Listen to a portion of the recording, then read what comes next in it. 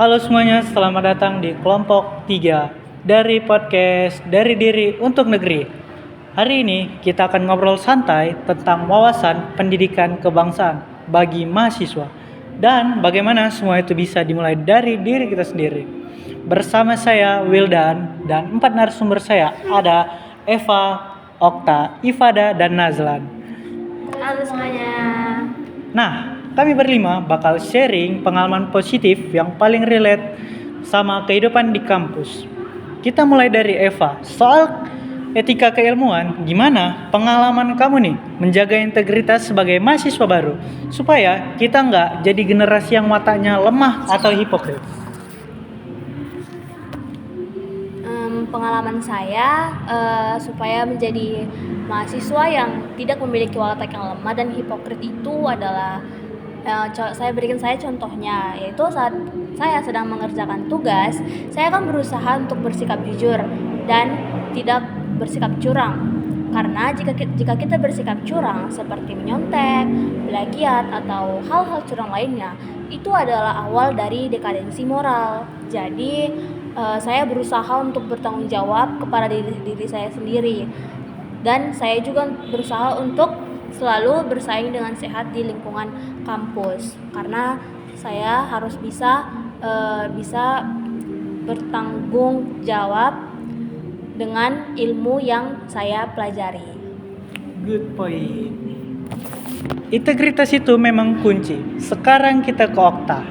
Kalau soal kemanusiaan, apa pengalaman simpel kamu nih yang menunjukkan kepekaan sosial dan rasa keadilan di kehidupan kampus sehari-hari?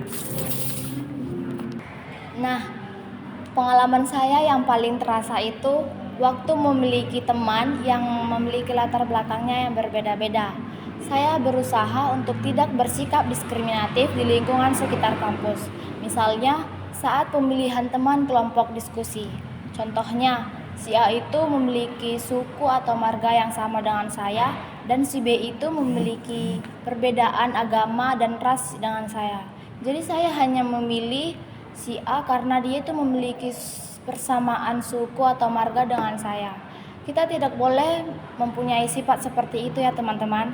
Kita harus menghindari sikap diskriminatif dari diri kita.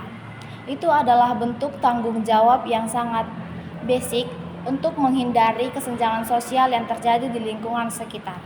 Kemanusiaan yang paling adil itu adalah dimulai dari cara kita untuk memperlakukan orang lain. Saya izin menambahin sedikit, boleh? Oke, boleh.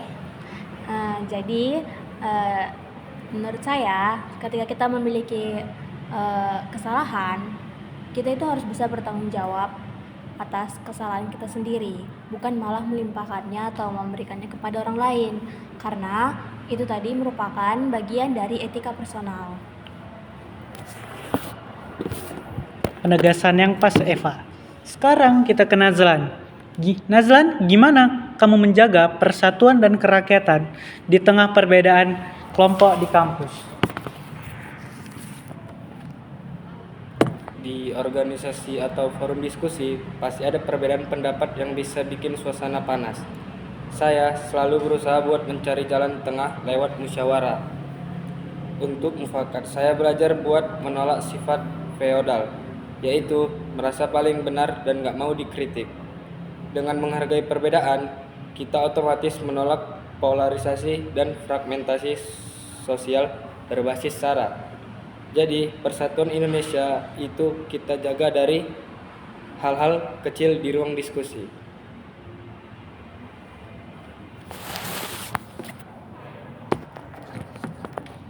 Itu benar banget. Kalau kita berpikir kontemplatif dan nahan emosi, kita harus lebih fokus ke tujuan dan tidak mementingkan ego pribadi. Oke, terakhir kita ke Ifada. Soal keadilan sosial dan akuntabilitas. Apa yang kamu lakuin di kegiatan sehari-hari nih buat melawan ketidakadilan dan KKN, korupsi, kolusi, dan nepotisme? Saya fokus kepada etika penegakan hukum. Contohnya ketika pembagian tugas, saya menerapkan prinsip transparan dan akuntabel, sehingga tidak ada yang namanya KKN. Kemudian ketika ada pembagian tugas yang tidak adil, saya menyampaikan pendapat saya tetapi tetap secara konstruktif dan lewat musyawarah. Jadi, kita bisa memulai penegakan hukum dari diri kita sendiri untuk menerapkan clean and good governance. Sehingga kita menolak adanya penyalahgunaan kekuasaan atau abuse of power. Nah, semua pengalaman ini nunjukin kalau Pancasila itu pandangan hidup kita. Makanya, nilai-nilai dasar Pancasila harus selalu jadi pedoman dalam setiap hal yang kita lakukan.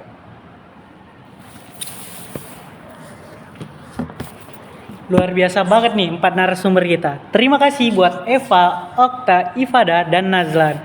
Semoga obrolan hari ini bisa menginspirasi teman-teman semua untuk mulai membangun semangat kebangsaan dari diri kita sendiri. Terima kasih semuanya. Bye-bye.